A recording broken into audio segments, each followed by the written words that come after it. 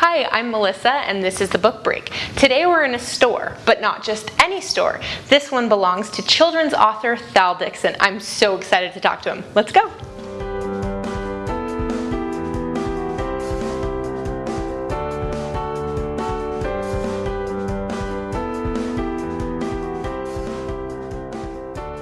Thank you so much for talking to me today, Thal. My pleasure. So I've got to tell you guys, Thal is my children's favorite author, and I love his books. Okay, so first, you have won a lot of awards, but what was your very first book that you wrote? Are you talking the first book I wrote or the first book that I published? The first children's book that you published. First children's book that I published, it's Invasion of the Grumpies, and it's why my company is called Grumpy Publications. And is that what's up on your shirt? You got a little grumpy? I put it on the shirt, and usually when I'm in doing like an author visit or something, I usually wear the shirt. Why should I spend a lot of money on somebody else's logo when I can create my own?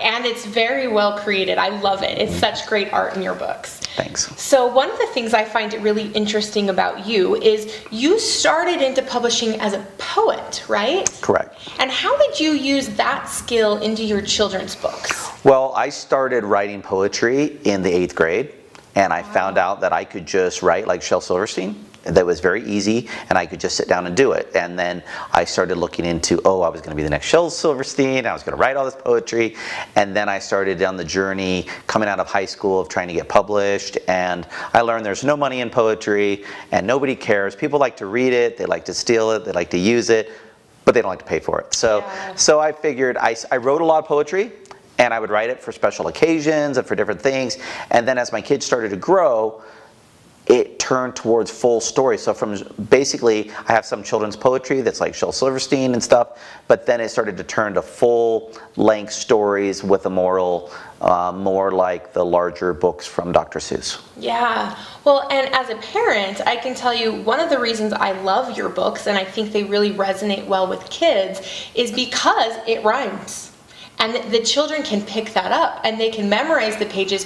Children pretty young, what's the youngest that you've found in your readers that can go through and really enjoy your books? Well, here's the thing, it's not even just about, they don't even have to read it. You're right, the rhyme sucks them in. I have done book readings for kids as little as 2 years old. What do we do to make the grumpies go away? Raise your hand.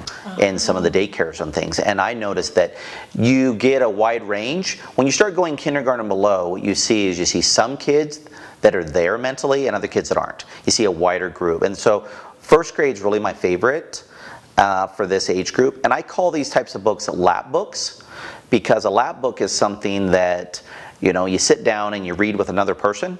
And I also talk to people about, is there really an age limit? When you think about Dr. Seuss's How the Grinch Stole Christmas, it appeals to adults as well as children, and that's really my goal, because at the end, who buys the books? Mm-hmm. Usually it's middle-aged grandmas that buy the books, and then or nerdy parents like me. Well, actually, to be honest, it's not as many young parents. It would be the older parents where their kids are getting older, because then they usually have the money to go buy new books.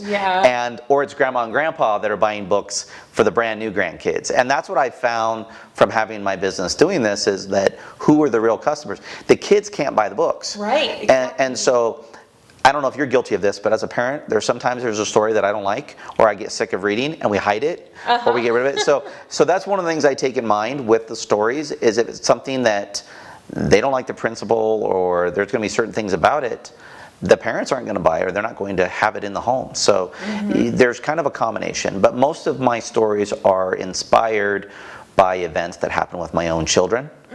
In fact, most of the books here have been dedicated to different children of mine. Oh wow, okay, so my 4-year-old daughter, her favorite is Princess Priscilla, Enough is Enough. Okay, so tell me, this had to do with your daughter, I'm assuming? It's not just one. I mean, I have 2 daughters, and then I have nieces, and Princess Priscilla was more of something that I saw almost generational. Because here in America, I mean, basically, when I go around, kids are spoiled.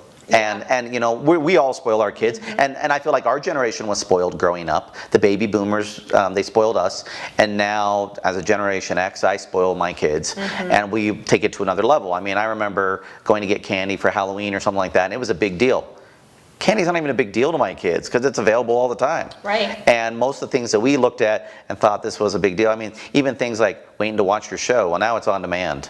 Or, you know, you microwave it, or I mean, everything's instant. And so they're very spoiled. And it was a way to teach principles that I saw were lacking and things that I've seen over time. And so Princess Priscilla wasn't dialed in on one specific, whereas Invasion of the Grumpies was. That was definitely inspired by my daughter. She was 4 and she was being really grumpy that morning, and my wife kind of gave me that look, and I tousled her hair, and that became the cover basically. And I said, what, do you have some grumpies in your hair? And maybe your brother or sister or yourself, you're being grumpy, and all of a sudden mom or dad turns around and says, stop being grumpy. Does that work? No. And within 2 weeks the book was done. And it was just an idea that came on the moment. And the same with some of the other books where they've been inspired by things with my kids. Yeah.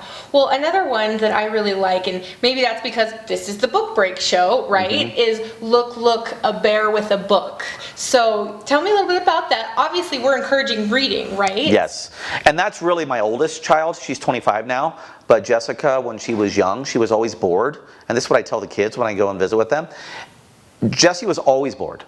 So as my oldest, she had a lot of energy and stuff, and she was a goer, very athletic and kind of a tomboy, but she was always bored. So it's kind of like my way to be like, kids, sit down and read a book. Yeah. You can go wherever you want to go, you can do this, and even the characters in it represent my 2 oldest kids. So it kind of looks like Jessica and Jacob. But basically, it's a combination. If you mesh up the stories, there's a little bit of Bernstein Bears in there, The Cat in the Hat. The Cat in the Hat is in there, Magic School Bus, and The Night Before Christmas. Because if you think about it, if you really listen at the end, just like the flash of a camera at night, the bear with the book disappeared from our sight. But sometimes I hear him way back in my head, you should never be bored with a book to be read. Yes. So if you think about it, that's the end of The Night Before Christmas. And you know the irony of it? I wrote part of that story, and then I kind of, sometimes I'll start writing a story and I'll sit it on the shelf for a while, then I'll pick it back up. We were flying out to Virginia for Christmas when I wrote the second half of that story. But the rhyme scheme's already locked in, which is interesting. And I finished it up Christmas Eve and read it to all my nephews and nieces on Christmas Day. We got snowed in that year. It was like 2004. We were in Virginia. They got a snowstorm. And so we were reading that around the fire with the kids. So they knew that story when they were little, and then it came out as a book later. Wow, that's awesome. So one thing that I want to mention before we go for our viewers, you're an award winner. Tell me a little bit more about your awards, and then when they can see how awesome you are, which hopefully you see already, where can they find you online? Okay, well online, grumpypublications.com. And so that's the website for us. I need to update it, which should be coming soon. But that's the website. We have a store here in Salt Lake, so you're welcome to come in anytime. I'm pretty accessible about it, and I love to volunteer, and we make a lot of donations for nonprofits with books and things like that. As far as the awards, Best of State, actually I got involved with Best of State, it was years ago, with Nate Faircloth, who was someone who does the magazine for Best of State, and we met him when we were looking for some sponsors to go into the schools, and it was just a great combination for us, basically for children's books, and I submit them each year, and it's been something that we like to do, and I've been fortunate enough to win a few awards along the way and get a little recognition, but it's just something I'm passionate about. Yeah, well, I think they're well deserved. I really love your books. So I appreciate that very much. All right, well, thank you so much for being here with us today. You're welcome. And thank you for joining us on the book break. We will see you next time.